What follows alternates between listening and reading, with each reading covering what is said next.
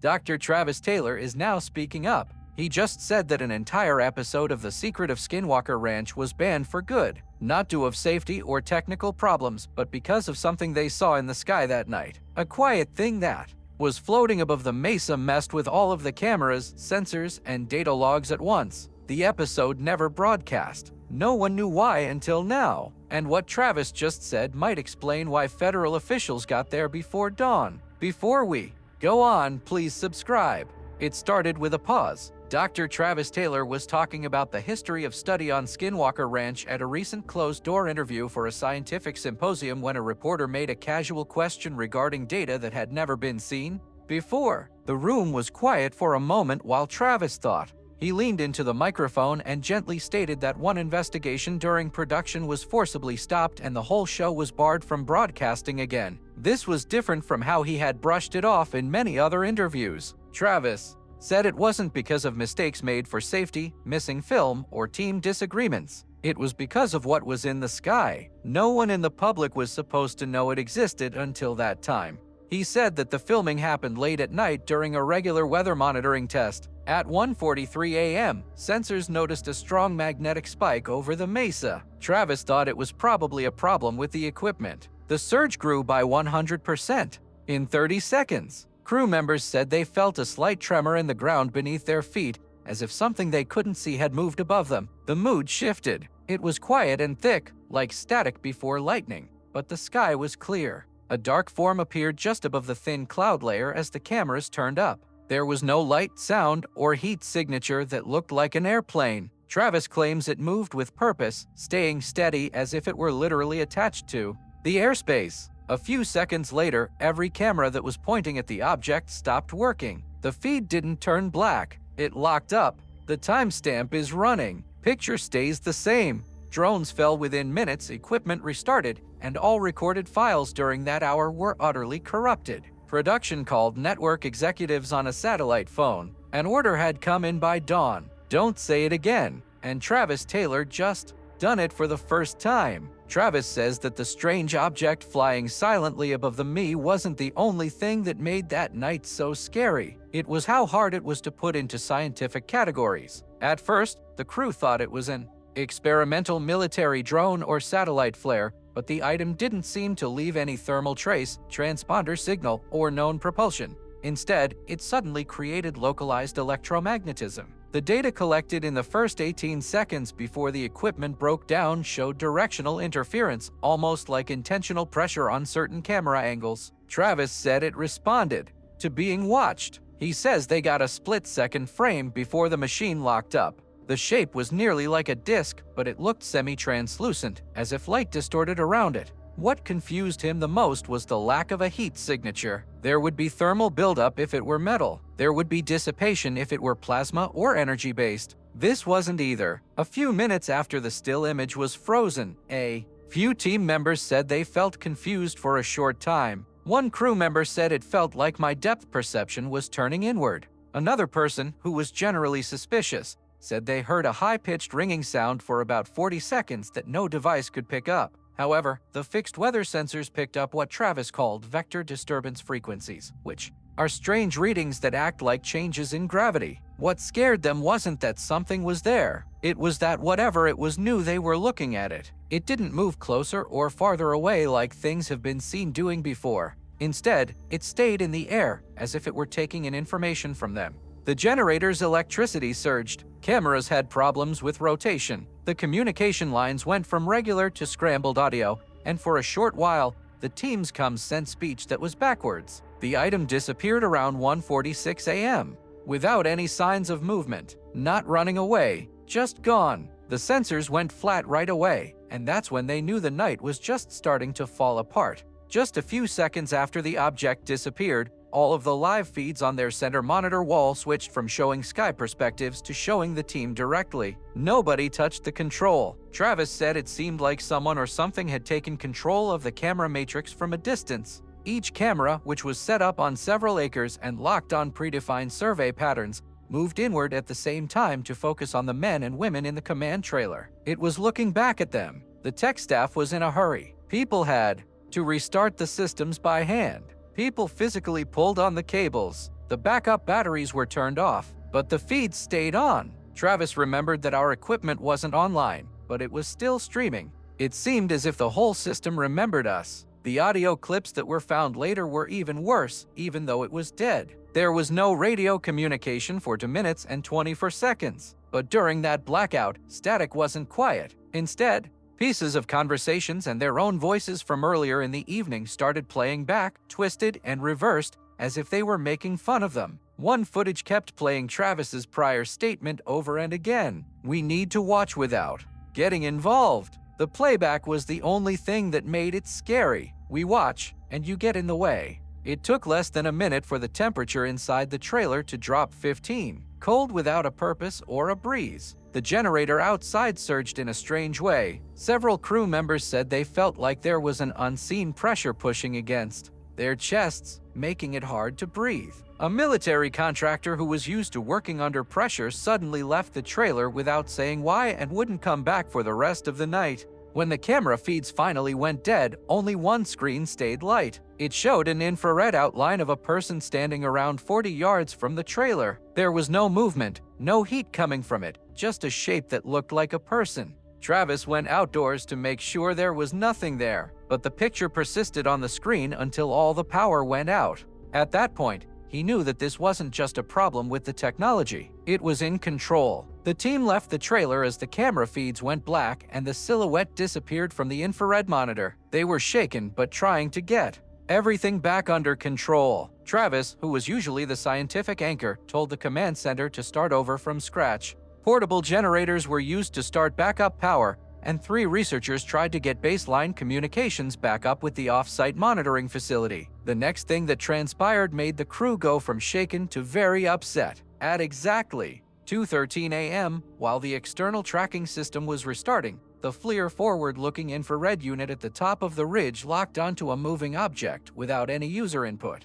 The tech team was shocked to see the item come back at a low height, moving at a speed of 400 to 600 miles per hour. Its flight path was even scarier than how fast it was going. It wasn't moving through the air. It seemed to phase or skip across the sky, leaving no thermal trace save for short bursts of microbursts as it changed direction at inconceivable angles. Later, Travis said that this object didn't bank like a plane. It turned like it wasn't flying, like it was teleporting in very short bursts. After 3 seconds, all the animals in the pasture around them stopped making noise. 25 seconds. Later, seismic sensors picked up a rapid, strong pulse of energy coming from above the mesa, about 250 feet over the Earth. The spike in atmospheric pressure broke numerous monitoring tablets on site without any damage. There was a scent of ozone in the air, and you could hear a faint electrical crackling. One crew member said the thing looked like static crawling across metal. It stopped right above the mesa plateau and stayed still for almost 18 seconds. During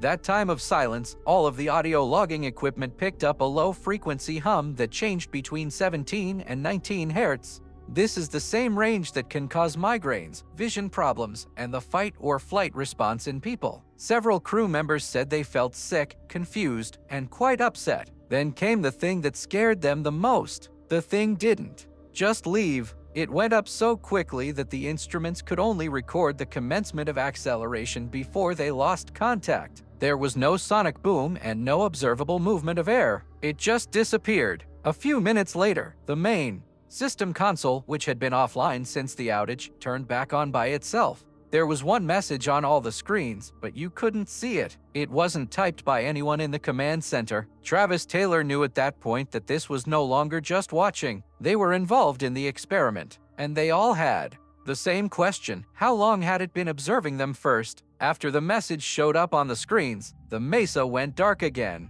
But the team wasn't done thinking about what they had just seen when another wave hit. This time, it's not visible, it's electrical. Travis told the others who still had equipment to turn it off. He desired silence that was under control, with no interruptions. But even when the power was switched off at the breaker box, handheld EMF meters started to show readings that were higher than any other readings that had been taken on the property. The spikes weren't by chance. They have a pattern. 1 meter flashed at 2.4 formigos, then 4.8, then 9.6, going up in a perfect doubling pattern that seemed like it was following a binary progression. Travis, horrified, said That's not natural. Something's counting. Before the crew could answer, the EMF readings went up past what could be measured. The instruments got too much power and stopped working. As soon as that silence ended, every smartphone in the command area, which were all turned off and had their batteries taken out, vibrated at the same time. When they looked at the screens, they all showed the same thing, a timestamp of 21,318, which was the precise second the item stopped moving over the Me before leaving vertically. They had not taken their phones outside. They hadn't been under the thing. From a distance, it had marked them. As the EMF wave spread out, crew members said they felt a peculiar static feeling throughout their arms, like hair follicles were being pulled. One historian on the scene started talking in a way that didn't make sense, quickly mentioning dates from 1776, 1947, and 20,123, none of which made sense. Another researcher immediately threw up even though they hadn't shown any signs of illness. Only a few moments before, some people said they felt pressure in their ears, as if they were going down into the ocean depths. The most disturbing answer came from a former military intelligence officer who was sent to watch over the ranch operations. He stood still, his eyes unfocused, and mumbled, "It's testing our reactions. It's seeing how far it can push." When someone asked him what it was, he blinked, came back to himself, and said he didn't remember saying anything. Later, Travis thought that the rush wasn't just energy. It was a directed stimulus that tested both the body and the mind. A geologist who was watching underground channels observed a sharp change in pressure under the mesa just minutes after the wave stopped. The same pattern was seen before in cases of laser beam abnormalities and cattle decompressions. That night, the suggestion scared Travis more than anything else. Things above weren't simply affecting electronics. It was probing the people to see how far they could go. The energy fingerprints also showed one scary truth: whatever they faced wasn't going away. It was either moving to a new location, waiting, or, even worse, getting ready for the next escalation. After the EMF spike, the study team was told to stop looking into it and leave until things got better. Travis, on the other hand, made them look at all the data before they left the property. He said that if we leave now without knowing what just transpired, we might never get another chance. Many of the crew members would subsequently wish they had made that choice. At around 3:07 a.m., they tried one more time to check the Mesa access point. 3 people from the team, including Travis, went outside the command trailer with handheld detection gear and radiation counters. The temperatures stayed the same. There were no more spikes in EMF, but as soon as they got past the floodlights, their radios started to crackle, not with static, but with their own voices from earlier. That day, one transmission reiterated something Travis had said during normal setup time a few hours ago. "We search deeper if tonight is calm, but the playback messed it up. If they are silent tonight, we go deeper." The difference hit hard. As they got closer to the mesa's shadow line, the ridge monitoring equipment, which had been completely off since the blackout, turned on by itself. A booming bass-like rumble shook the ground beneath their feet. It was like being next to a freight train going under the ground. The radiation counter went from normal levels to almost 30 microsieverts in less than 5 seconds, which made them stop. One operator's nose started to bleed a little. After that, the environment changed. The wind started blowing the wrong way, toward the mesa. Even though weather data showed that there was no wind that night, dust, leaves, and dry brush all moved into a spot on a rock shelf. It felt as if the ground itself was breathing out towards something that wasn't there. Travis yelled for everyone to leave, but the ground shook. There was a small quake, but no seismographic signals went off. The floodlights went out after that. All of them. Every light source, even battery-powered lanterns and infrared beams, went out right away, as if they had been devoured instead than turned off. One person on the squad yelled in the dark, but it wasn't because they were hurt. It was because they were scared. He said he saw something moving next to him, a humanoid shape walking next to him at the same speed without making any noise. Some others suddenly sensed a tug toward the mesa. Travis, who could barely see, gave the order to abort and fall back to the trailer, as if their center of mass had been moved for a short time. There was no noise during the whole retreat. They could only hear their own footsteps. There was no breeze, just pressure. When they got to the command center and went beneath the canopy, the lights came back on right away, with no flickering. Everything was the same as it had been 5 minutes before, except for one piece of equipment, a handheld thermal scope, which had taken a single frame during the blackout. When I looked at it again, I could see white-hot signatures of several human-shaped figures coming down from above the mesa, equally spaced apart, just where the air pressure had been centered a few minutes before. Travis wrote down that moment in his own field log with only one sentence. It didn't want us to be near that place, not to see it or understand it, since it was trying to hide or defend something that was there. And that's when he realized that if they stayed any longer, they wouldn't have been able to escape. The squad came back together in the command trailer, shaken and coated in dirt. There was an urgent internal argument, not about what they had seen, but over whether any of it should ever leave the property. Several crew members said it was too risky, not just scientifically, but also psychologically, and maybe even politically. Travis, who looked upset but was attempting to stay calm, said that what they filmed could change everything we think we know about physics, surveillance, and maybe even intelligence that came before us. As soon as the power was stable, the backup drives started syncing data over the network hub, but something happened that no one saw coming. The video and sensor logs that were directly related to the blackout window started to disappear in real time. There was no sound in the audio clips. The video feeds rewound and rewrote themselves to get rid of the thing over the mesa, the thermal contours, and all the EMF telemetry from the surge. A IT expert tried to separate the data and force it to be saved manually, but the system overwrote everything straight on the drives. They had already done the harm by the time they physically detached them. It was like the ranch had changed. The data, a furious argument broke out. One senior counsel told them to tell federal partners about the occurrence right away, saying that the signature didn't come from Earth. Another person who had seen similar problems with secret programs spoke up, saying that revealing the information could lead to the program being shut down and all personal items being taken. One researcher who was close to tears proposed getting rid of all the remaining notes and quietly stopping the probe before someone got hurt. That's when the head of security came in with new clearance rules from higher up. He said that the incident had previously been sent through secure channels, but the official response was quite short. Stop the analysis. Don't try to copy. Not for public use. No mention of safety. There are no questions about what transpired. Just an order to cease. Travis pushed back. He said that stopping the investigation would mean giving up all scientific integrity. What we witnessed was on purpose. He remarked, whatever interacted with us showed that it could not only change our surroundings, but also erase our records of it if we don't try to understand it. We are still at its mercy, but the comms officer's response silenced the room. They didn't tell you not to look into it. They told me not to try to display it.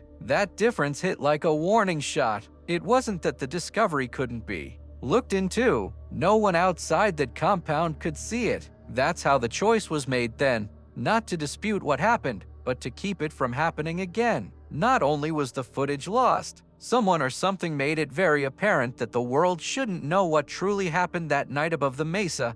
Therefore, it was buried on purpose. In the months that followed, people were told to keep quiet. Contracts were extended, remarks were toned down, and that night was officially called Data Corrupted due to environmental interference. But what the staff did behind the scenes said a lot. A few people abandoned the field completely. Some people said they kept having nightmares about a figure standing outside their window, while others said their devices would turn on even when they weren't plugged in, just like the ranch equipment did during the incident. One technician even moved to another state and told a coworker, I can work somewhere with ghosts or creatures, but not something that watches you think. Travis quietly kept bits of evidence by writing logs and making voice recordings on analog devices that couldn't be accessed remotely. In one log, he wrote, whatever we encountered did not react to us. Its appearance triggered our observation systems. We were recording it. It was activating us. When production resumed, the Mesa episode was scrapped and replaced with safer content. Viewers saw controlled edits, lost equipment data, unstable weather, no mention of airborne anomalies. But earlier